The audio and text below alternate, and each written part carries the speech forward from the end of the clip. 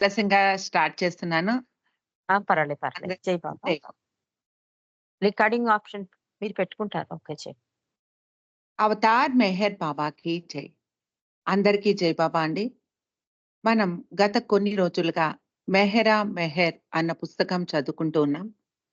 బాబాకు రెండవసారి సతారా దగ్గర ఉన్నటువంటి ఉడ్తారాలో యాక్సిడెంట్ జరిగిన ఆ సందర్భంలో మనం నిన్న ఆపుకున్నాం.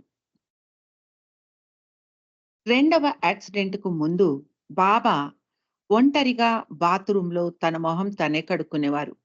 మెహ్రా బాబాకు మగ్గులో నీరు ముంచి ఇచ్చేది. బాబా తనే సోపు వేసుకొని కడుక్కునేవారు. కానీ ఇప్పుడు రెండవసారి కూడా యాక్సిడెంట్ జరగడంతో బాబా తానంతట తాను నడవలేకపోయేవారు. మెహ్రా చేయి పట్టుకొని బాత్రూమ్‌కు వెళ్ళేవారు బాబా. డైనింగ్ టేబుల్ దగ్గర కూడా గోహెర్ లేక రానో బాబాకు కుర్చీ లాగి సిద్ధంగా పెట్టేవారు. బాబా అతి కష్టం మీద కుర్చీలో కూర్చునేవారు. బాబాకు హ్యారీ కెన్మోర్ పంపించిన ఎలక్ట్రిక్ రేజర్ చాలా ఉపయోగపడింది. కానీ మెహ్రాసాద్‌లో కరెంటు లేనందున హ్యారీ బాబాకు రీచార్జబుల్ రేజర్ పంపించాడు. బాబా ఈ ఎలక్ట్రిక్ రేజర్ చాలా బాగుంది. ముఖ్యంగా చలికాలంలో చల్లటి సోపు నురగ పూసుకో అవసరం లేకుండా అంటూ జనం ఎంత తెలివిగలవారో ఇలాంటి వాటిని కనిపెట్టారో చూడు అనేవారు మెహ్రాతో. బాబాకు హ్యారీ పంపించిన ఈ బహుమానం చాలా ఇష్టమైంది.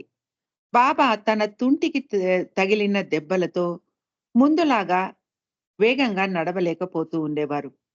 మునుపటిలాగా లేవలేక, కూర్చోలేక బాబా చాలా అవస్థ పడేవారు. తన ప్రేమికుల కోసం మెహ్రాబాద్‌లో ఒక సమావేశాన్ని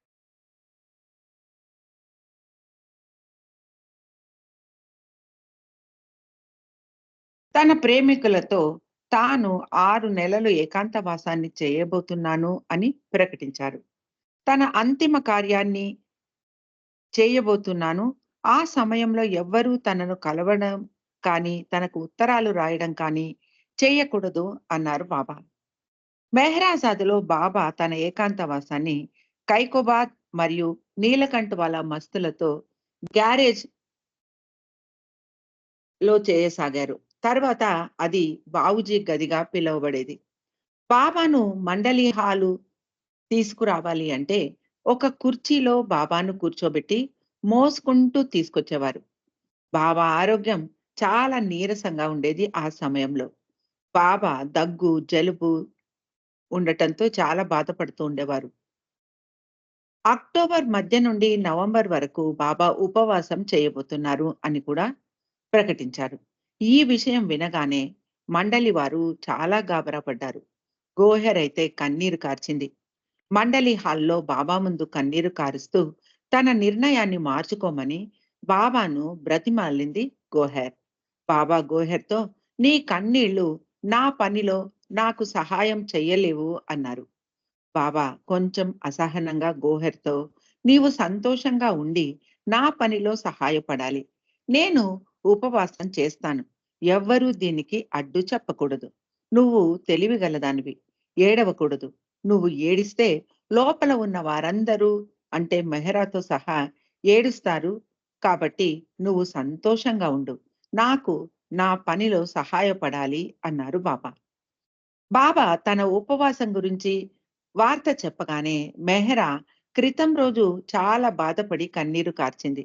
బాబా ఆమెను సముదాయించి ధైర్యం చెప్పారు. బాబా స్త్రీలు కన్నీరు కార్చినా కూడా పట్టించుకోకుండా తన నిర్ణయాన్ని అమలు చేసి తీరాలి అని దృఢ సంకల్పంతో ఉన్నారు. 14వ తారీఖు బాబా మండలి వారితో ఇలా అన్నారు. మీరందరూ నా ఉపవాసానికి అభ్యంతరం చెబుతూ ఉన్నారు. ఆ విషయం గురించి పోట్లాడుతూ ఉన్నారు. మెహ్రా మరియు మణి 2 గంటలు ఈ విషయం పైనే వాదించారు. ఇప్పుడు నాకు ఒక ఉపాయం దొరికింది.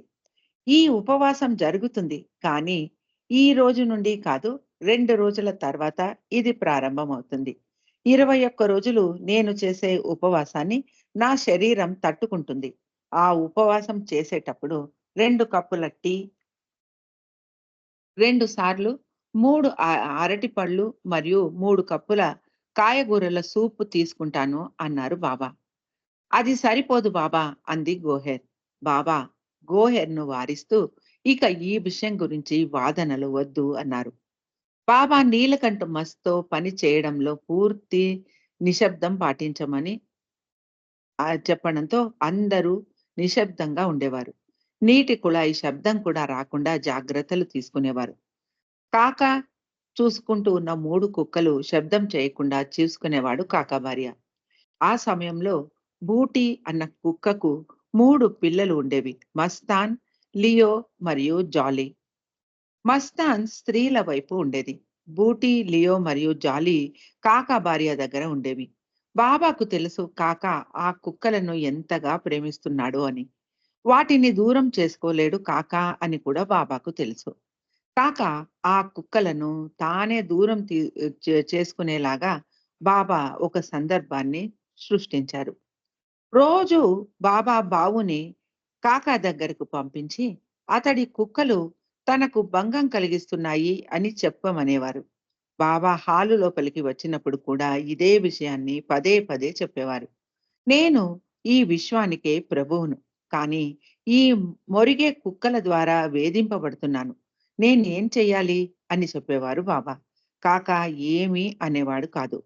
ఆ కుక్కలు అరవకుండా తన గదిలో జాగ్రత్తగా చూసుకునేవాడు. ఇలా కొన్ని రోజులు జరిగింది. చివరకు కాకా విసిగిపోయి ఆ కుక్కలను పంపించేసే సమయం వచ్చింది అనుకున్నాడు కాకా. మెహరాబాదు నుండి వచ్చిన పాద్రీని చూసి, బాబా నీ వద్ద కుక్క ఉందా అని అడిగారు. పాద్రి ఉంది బాబా అన్నాడు. ఇంకొక కుక్క కావాలా అని అడిగారు బాబా. నువ్వు ఆ కుక్కలను నీ స్వంత పిల్లల్లా చూసుకుంటానని మాట ఇవ్వు అన్నారు బాబా.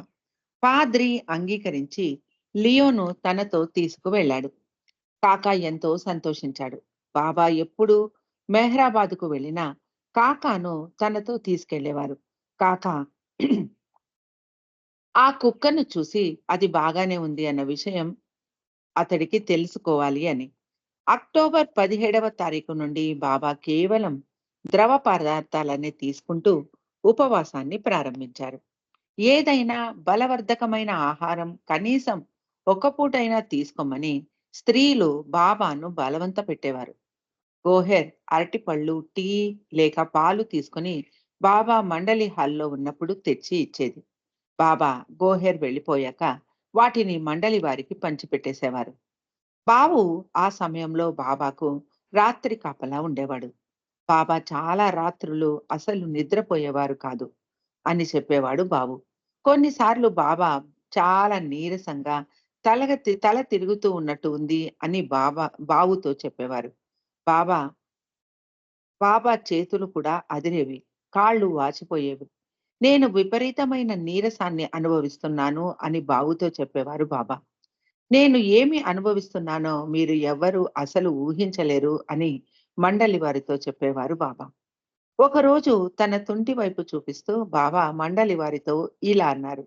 నా తుంటి భాగం సంపూర్ణంగా చితికిపోయింది. ఇది శిలువ వ్యధ. ఇది ఇలాగే కొనసాగుతుంది. నా ఆంతరిక పని ఎలా జరుగుతుందో మీకు తెలియదు. నా బహిరంగమైన పని ఎంతో ఉంది.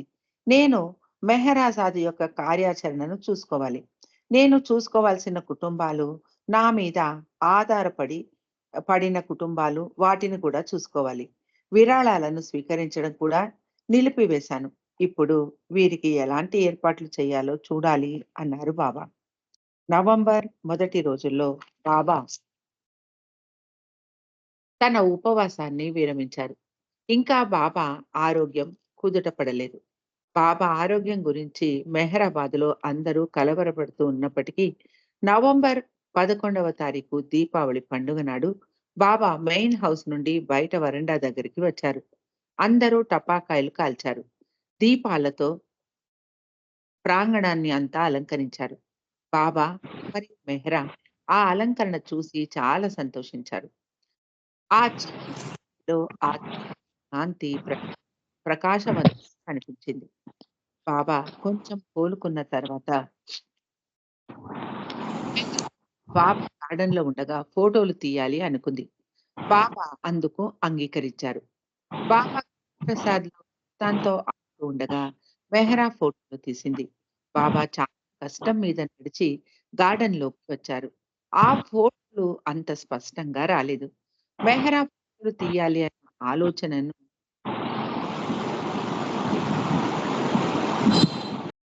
మేడ మీద ఉన్న గదిని వాడడం మళ్ళీ ప్రారంభించారు. ఆ రోజుల్లో బావూజీ నైట్ వాచ్‌మెన్‌గా చేసేవాడు. బాబా లేచిన తర్వాత బావు కిందికి దిగి వచ్చి గోహెర్‌తో బాబా లేచారు అని చెప్పి వెళ్ళిపోయేవాడు. తర్వాత గోహెర్ మెహ్రాకు ఈ విషయం చెప్పడంతో మెహ్రా మేడ మీద బాబా గదిలోకి వెళ్ళేది. కానీ ఒక్కరోజు కూడా బాబును కలిసి కానీ ఒక్కరోజు బావును కాలికి మసాజ్ చేయమని చెప్పడంతో, బావు కాస్త ఆలస్యంగా బాబా గదిలోనే ఉండిపోయాడు. ఆ విషయం తెలియని గోహెర్ బావు వెళ్ళిపోయాడు అనుకుంటూ మెహ్రాను పైకి బాబా గదికి వెళ్ళమంది. మెహ్రా బాబా గదిలోకి వెళ్ళగానే ఇంకా అక్కడే ఉన్న బావుని చూసి కంగారుగా వెనక్కి తిరిగి పారిపోయి కిందికి వచ్చేసింది. గోహెర్‌కు కూడా చాలా భయం వేసింది. బాబా తనను మందలిస్తారేమో అనుకుంటూ, పొరపాటు చేశాను అని చింతించసాగింది గోహెర్. కానీ బాబా చాలా తేలికగా మరేమీ పర్వాలేదు అన్నారు. మొదటి అంతస్తులోని గది బాబాకు ఎక్కడము, దిగడము చాలా ఇబ్బందికరంగా ఉండటంతో మెహ్రా బాబాను కింద గదిని ఉపయోగించమని వేడుకుంది. బాబా ప్రతిసారి మీరు ఎక్కడం, దిగడం కష్టంగా ఉంది. దయచేసి కింది గదిని ఉపయోగించండి బాబా అని వేడుకుంది మెహ్రా. మండలి వారికి కూడా ఆ గదికి వెళ్లేందుకు బయట తలుపులు ఉండటంతో సులభంగా ఉంటుంది అన్న ఆలోచన చేసింది మెహ్రా.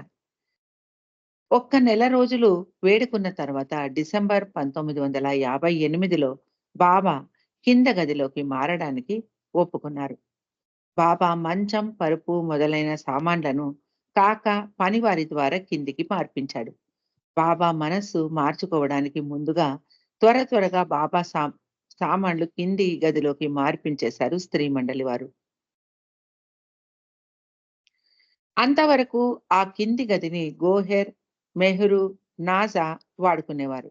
ఇప్పుడు నాజా, మెహ్రూ ఎదురుగా ఉన్న చిన్న కాటేజ్‌లోకి, గోహెర్ మెయిన్ హౌస్‌లోకి మారిపోయారు. బాబా మండలి హాలు నుండి రాగానే బాబాకు ఆశ్చర్యం కలిగించేలాగా మెహ్రా బాబాను ఆ గదిలోకి చేయి పట్టుకొని తీసుకెళ్లి, బాబా ఇది మీ కొత్త బెడ్‌రూమ్ అని చూపించింది. బాబా చుట్టూ కలియ చూస్తూ చాలా బాగుంది అన్నారు. మీకు నచ్చిందా బాబా అని అడిగింది మెహ్రా. అవును అన్నారు బాబా. స్త్రీలకు కూడా బాబా కిందికి మారిపోవడంతో చాలా అనుకూలంగా ఉంది. ముందు రోజుకు ముందు రోజుకు 3, 4 సార్లు మెహ్రా మొదలైన స్త్రీలు ఏదో ఒక పని కోసం పైకి, కిందికి దిగాల్సి వచ్చేది. గది శుభ్రం చేయడానికి, భోజనం ఇవ్వడానికి ఇలా ఎక్కడము, దిగడము చేయాల్సి వచ్చేది. ఇప్పుడు బాబా కిందికి మారిపోవడంతో వారికి ఎంతో అనుకూలంగా ఉంది ఇప్పుడు. బాబా మునుపటిలాగా నడవగలిగి ఉంటే స్త్రీలకు ఇలా పైకి ఎక్కడం, దిగడం ఏమంత కష్టమేమీ కాదు. కానీ కాలి నొప్పి, తుంటి నొప్పితో బాధపడుతూ మెట్లు ఎక్కడానికి బాబాకు చాలా నొప్పి కలిగేది. బాబా అలా నొప్పికి ఓర్చుకొని బాధపడుతూ మెట్లు ఎక్కడం స్త్రీలకు చాలా బాధ కలిగించేది. తన ఏకాంతవాసము, ఉపవాసము ముగిసిన తర్వాత బాబా పూణేలోని గురుప్రసాద్‌లో ఒక్క నెల రోజులు ఉండి రావాలి అని పూణే బయలుదేరారు. ఆ సమయం 50 మంది ఆప్తులైన ప్రేమికులను పిలిచి మెహ్రా పుట్టినరోజు వేడుక బాబా జరిపించారు. గోదావరి మాయి తన కన్యలతో వచ్చింది. ఆమెను ఎలా ఉన్నావు అని అడిగారు బాబా. తనకు వచ్చిన కంటి జబ్బు గురించి బాబాకు వివరించి చెప్పింది గోదావరి మాయి. బాబా ఆమెకు చదవడం మానేసి కళ్ళకు విశ్రాంతి ఇవ్వమని, అలాగే మహాబలేశ్వర్‌లో వాతావరణం చల్లగా ఉంటుంది కాబట్టి అక్కడ కొన్ని రోజులు ఉండి రమ్మని సలహా ఇచ్చారు. గోదావరి మాయి చాలా మంచి స్వభావం గల స్త్రీ అంటారు మెహ్రా. ఆమె ఎప్పుడూ తెల్లటి చీర కట్టుకునేది అంటూ గోదావరి మాయి గురించి చెబుతారు మెహ్రా. ఆ రోజు మెహ్రా రెండవసారి గోదావరి మాయని చూడటం. అదే చివరిసారి కూడా. 1959 జనవరి 20వ తారీఖు బాబా పూణే నుండి తిరిగి మెహ్రాజాద్‌కు వచ్చేశారు. ఆ సంవత్సరం తన పుట్టినరోజును మెహ్రాజాద్‌లో ఆచరించుకోలేదు బాబా. ప్రేమికులు పంపించిన బర్త్‌డే కార్డ్స్ కూడా తన ముందు చదివి వినిపించడానికి బాబా అనుమతించలేదు. ఐరన్ బిల్లో పంపించిన కార్డు వెనుక వైపు రాసి ఉన్న దాన్ని మాత్రం చదివి వినిపించమన్నారు బాబా. మెహరాబాద్‌కు బాబా స్త్రీ మండలితో కలిసి వెళ్లారు. కొండ మీద తూర్పు గదిలో ఉన్న అలమరాలోని తన బట్టలను అన్నిటినీ సర్దుకొని మెహరాబాద్‌కు తీసుకొచ్చేయమన్నారు బాబా. మళ్ళీ తాము మెహరాబాదు కొండ మీద నివసించబోము అన్నారు బాబా. ఐ వీడియోస్ ద్వారా 1955లో మెహర్ బాబా గురించి తెలుసుకొని హ్యారీ డెడెల్చో అన్న సూఫీ సాంప్రదాయాన్ని అను అను అనుసరిస్తున్న వ్యక్తి. అతడు మార్గరెట్ మర్చెంట్ మెరైన్స్‌లో పనిచేసేవాడు. అతడు ప్రయాణిస్తున్న షిప్ మార్చిలో కలకత్తాకు వచ్చింది. అతడు చెట్లను పెంచే పుస్తకాలు కొన్ని చెట్ల విత్తనాలు కలిగిన ఒక ప్యాకెట్‌ను మెహ్రాకు కానుకగా పంపించాడు. ఆది సీనియర్ ఆ ప్యాకెట్ తీసుకొచ్చి ఇచ్చాడు. బాబా అతడికి ఇలా జవాబు రాయించారు. నీవు పంపించిన బహుమానం అందింది. నువ్వు పంపించిన పుస్తకాలు మెహ్రాకు ఆనందం కలిగించాయి. చెట్ల విత్తనాలు భారతదేశంలో దండిగా దొరుకుతాయి. వాటిని పంపాల్సిన అగత్యం లేదు. మెహరాకు కానుకలు పంపించడం భవిష్యత్తులో చెయ్యకు. ఈ విషయం గుర్తుంచుకో అని బాబా ఉత్తరం రాయించారు. మార్చ్ 7వ తారీఖు బాబా మెహర్జీ కారులో బొంబాయికి వెళ్లారు. బాబా దాదాచాంజీ అపార్ట్మెంట్ ఆషియానాకు వెళ్లి వారి ఇంటిలో ఉన్నారు. ఇదే చివరిసారి బాబా వారి ఇంటిలో ఉండటం. బాబా ఆషియానాకు 9 సార్లు వెళ్లి ఉన్నారు. బాబా కొంతమంది ప్రేమికులకు దర్శనం ఇచ్చారు వారి ఇంటిలో. బాబా బొంబాయిలో ఉన్న సమయంలో స్త్రీ మండలి బయట సినిమాలకు, పిక్నిక్‌లకు, షాపింగ్‌లకు వెళ్లి రమ్మనేవారు. ఆర్నవాజ్ వారిని బయటికి తీసుకెళ్లేది. మార్చ్ 15వ తారీఖు బాబా బృందం గురుప్రసాద్‌కు తిరిగి వెళ్లి అక్కడ 5 నెలలు ఉన్నారు. బాబాకు ఇంకా నొప్పి తగ్గలేదు.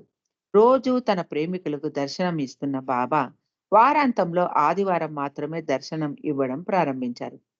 మీనూ బరూచా నాసిక్ నుండి ప్రతి ఆదివారము వచ్చేవాడు. బాబా వచ్చే ఆదివారం కూడా అతడిని గురుప్రసాద్ రమ్మన్నారు. అతడు ప్రయత్నిస్తాను బాబా అన్నాడు. బాబా ప్రయత్నిస్తాను అన్న పదం నా డిక్షనరీలోనే లేదు అన్నారు. ఒకరోజు దర్శన కార్యక్రమం జరుగుతూ ఉన్నప్పుడు బాబా ఒక ప్రేమికుడిని చూస్తూ నీ భార్య ఎందుకు రాలేదు అని అడిగారు. అతడు తన భార్యకు నెలసరి ఇబ్బంది ఉన్నందున ఆమె రాలేకపోయింది అని చెప్పాడు. అయితే ఏమిటి? వెంటనే వెళ్లి ఆమెను తీసుకురా అన్నారు బాబా. నేను మహాసముద్రాన్ని. నేను మిమ్మల్ని పిలిచినప్పుడు మీరు పరిగెత్తుకుంటూ నా వద్దకు రావాలి. మీరు ఎక్కడ ఉన్నా, ఎలా ఉన్నా సరే రావాలి అన్నారు బాబా. ఏప్రిల్ 6వ తారీఖు బాబా మెహరాజాదు తిరిగి వచ్చారు. అవతార్ మెహర్ బాబా ట్రస్ట్ డీడ్‌ను రిజిస్టర్ చేయించారు బాబా. బాబా తన దేహాన్ని విడిచిపెట్టిన తర్వాత బాబా మండలి సభ్యులకు ఆర్థిక సహాయం అందించడానికి ఆ ట్రస్ట్ డీడ్‌లో ఏర్పాట్లు చేశారు. 11 మంది ఆప్తులైన స్త్రీ మండలి సభ్యులను మెహరాబాదు కొండ మీద సమాధి చేయడానికి అందులో రాయించారు. బాబాకు కుడివైపు మెహరా, నాజా, రాను, సూనామాసి, కిట్టి. బాబాకు ఎడమవైపు మణి, గోహెర్, మెహరు, కేటి. ఒకవేళ కేటి పెళ్లి చేసుకోకపోతే ఖుర్షద్, మన్సారి. పురుష మండలి వారి సమాధులను దిగువ మెహరాబాదులో సమాధి చేయాలని బాబా నిర్ణయించారు. ఆధ్యాత్మిక చరిత్రలోనే ఇలాంటి అపూర్వమైన సంఘటన జరిగి ఉండలేదు. ఇంతవరకు ఏ ఇతర గురువు కానీ, సంతు కానీ, అవతార పురుషుడు కానీ తన శిష్యులను తన సమాధికి అంత దగ్గరగా సమాధి చేయించడానికి ప్రయత్నించి ఉండలేదు. అవతారుడి సమాధి అంటే భవిష్యత్తులో మానవాళికి ఒక ముఖ్యమైన యాత్రాస్థలం. తమ గురువు అంతిమమైన తమ గురువుకు అంకితమైన ఆ శిష్య మండలికి కూడా భావితరం యొక్క ఆరాధనలు అందాలని ఇలా చేయించారేమో బాబా. వారు కూడా అంతే అర్హులు అనిపిస్తుంది. వారు బాబా యొక్క విశ్వ కార్యంలో ఎంతటి సేవ చేయాలో ఆలోచిస్తే ఆశ్చర్యం కలుగుతుంది. జై బాబా అండి. ఇక్కడ ఆపుకుందాం. మళ్ళీ మిగిలింది రేపు చదువుతాను. అవతార్ మెహర్ బాబాకి జై.